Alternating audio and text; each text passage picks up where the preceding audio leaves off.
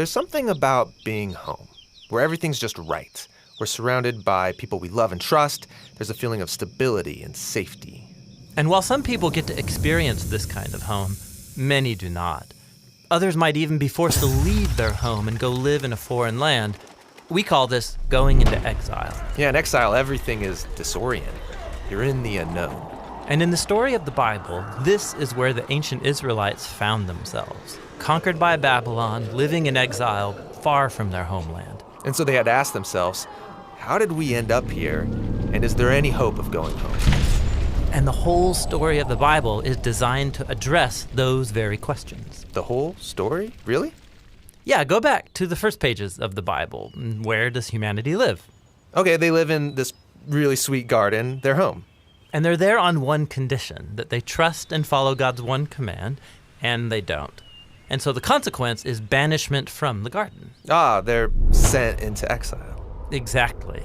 And so this story has been designed to set you up for Israel's story, how they were given the gift of the promised land and were able to stay there on one condition, that they be faithful to the terms of their covenant relationship with God. They didn't, and they were sent into exile. And if you still don't see the parallel between exile from the garden and exile from Israel, think about this. In Genesis, humanity's exile led up to the story about the building of what city? Oh yeah, Babylon. The same place the Israelites are sent. But that's not the end of either story. In the first Babylon, God called Abraham to leave and travel to the promised land. And that story was designed to give hope to the Israelites currently living in the later Babylon. Now eventually, they do get to leave and travel back to their promised homeland. And when they did, it wasn't home sweet home. Oppressive empires were still ruling over them, and the people kept acting in the same corrupt ways as their ancestors. And so the biblical prophets said that exile wasn't actually over. How could they think they were still in exile when they're at home? Yeah, this is really important. In the Hebrew scriptures, Israel's Babylonian exile became an image of something more universal. It's that feeling of alienation and longing for something more, no matter where you live. Yeah, I can relate to this. I have a great home, but it's situated in a world scarred with pain and broken relationships, death, and tragedy, done by others, but also done by me. And so in the Bible, exile is the human condition. We all keep repeating this pattern of human corruption leading to a Babylon that we can't escape. And it doesn't matter where you live, we are all longing for a better home. Now, Israel's scriptures held out hope that one day God would send a king who would rescue the world from all of the Babylons we've created. And after many generations pass, we meet this Israelite named Jesus of Nazareth. He wandered about with no home, announcing the great restoration, that reality of home that Israel and all humanity has been looking for.